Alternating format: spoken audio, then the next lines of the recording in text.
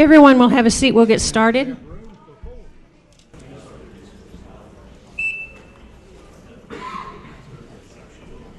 The clock is going, so we're going to go also. Thank you all for attending the Air Medical Committee meeting.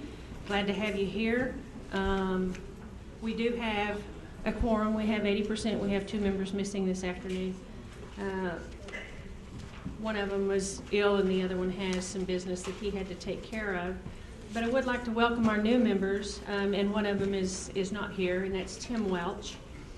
Tim Welch is program manager for Eagle Med, lives in San Marcos, and he had a grand opening thing that he needed to attend, so he's not here with us. Our other new member is Tom Klassen. Tom, welcome to the committee, and I'll let you introduce yourself and just tell us a little bit about you. I'm Tom Klassen. I'm Executive Director at Halo Flight in Corpus Christi. I'm a pilot by birth, and I enjoy my job quite a bit. Thank you. Thanks, Tom. We're glad to have you. Okay, the first item on our agenda is to review the updated air medical rule language that was proposed a while back.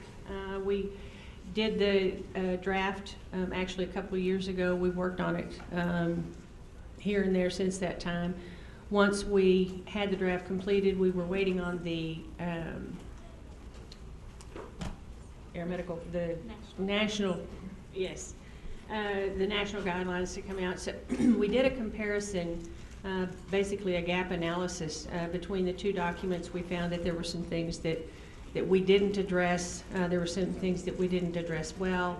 And then there were some definitions that we did not put in there. So we fixed all of that. My mistaken thought was that we had to approve that through this committee, send it on to the GETAC committee for approval before it went to DSHS, and we don't have to do that. So we have the completed draft. We will send that on to Joe and Jane and let them do their magic with it, and then when that time comes, we'll get their recommendations back. So that will not be an action item for us. The second item on the agenda is a report on the progress of the formation of the Air Medical Work Group in conjunction with Texas Association of Air Medical Services, or TAMES, to participate on the Emergency Medical Task Force, EMTF. We did get the contract, or the agreement, the MOA approved. The language has been approved. Eric Epley will, in the next couple of weeks, be contacting the CEOs of the different programs just to discuss the MOA with them, and then we'll work on getting those all signed. And then we will have a valid MOA with hurricanes coming up. They don't affect us up in Lubbock much. I'd even take a hurricane right now to get some rain, but I don't think they're going to come up the state quite that far.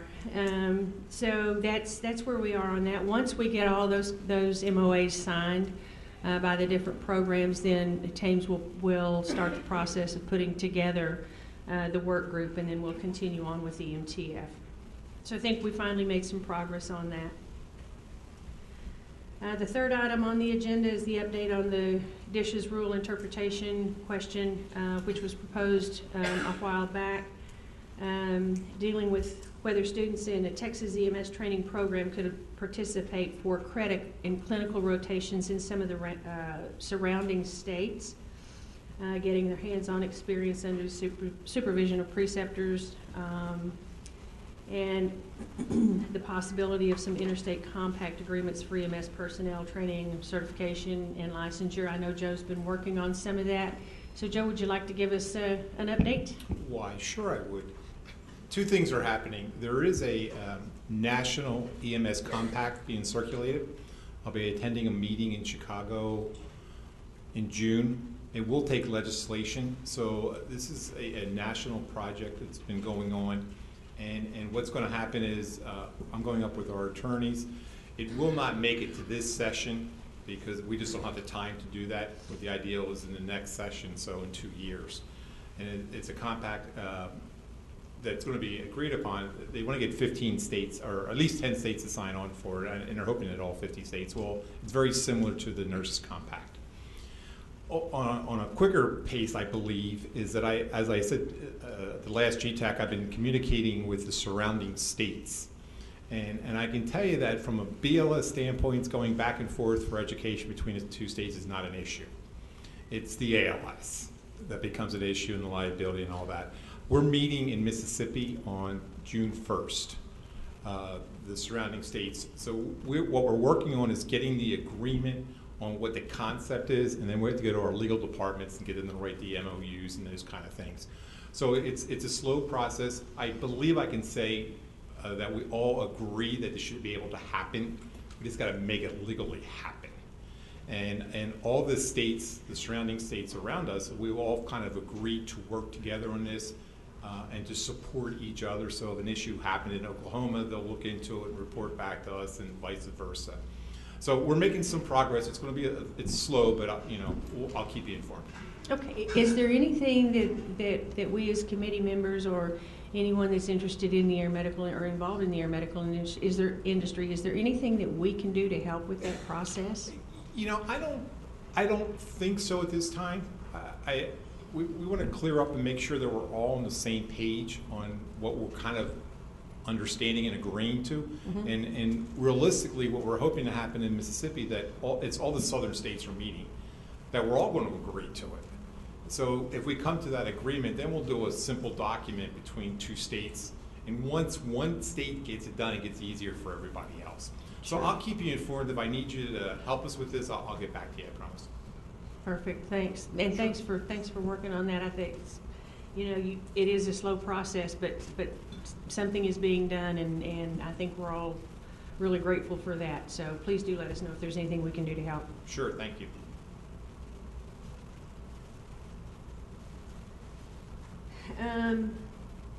Any committee members have any comments on that? Okay, number 4 on our agenda. We're going to get through this meeting quickly today. Number 4, consider recommendations from the Pediatric Committee regarding the Washington State Guidelines for Transport. And I don't know the Pediatric Committee, they did meet earlier. I have not heard any recommendations from that committee on the Washington State Guidelines.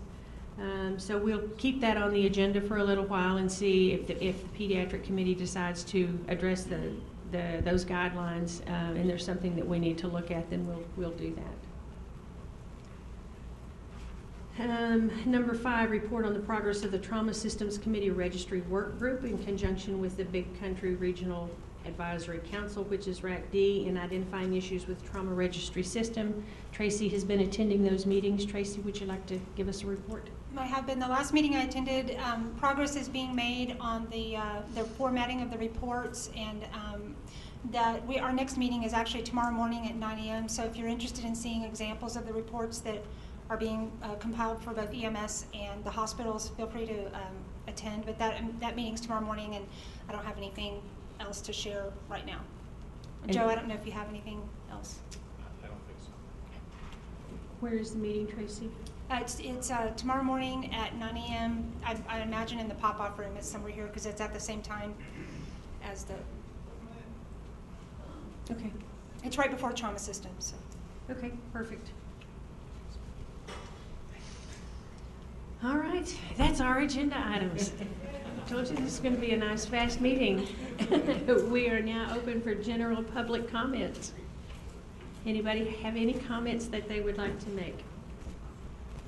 One of the things, excuse me, go ahead.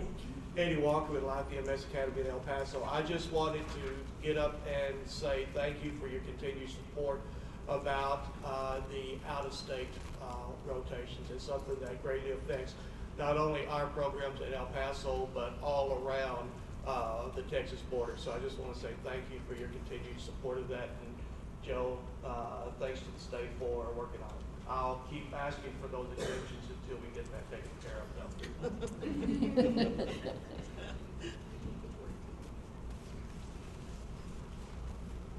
Any other general public comment? Are there any items that any of you think that we as the Air Medical Committee need to look at or need to address that we're not doing? Okay, so we're doing a good job. Good leadership. I'm sorry? Good leadership. Oh, yes, absolutely. Thank you. All right, no general public comment in nothing from the council members? All right, so our summary for the GTAC meeting then basically will just be talking on the points on the National EMS Compact issue and the progress on that, and then the Trauma Systems Committee, that will be done by someone else. So I don't have any other items for the agenda. Our next meeting will be in August, and I don't have the date. It's around the 20th. I'm not sure just exactly what the date is. If no one has anything else, this meeting is adjourned.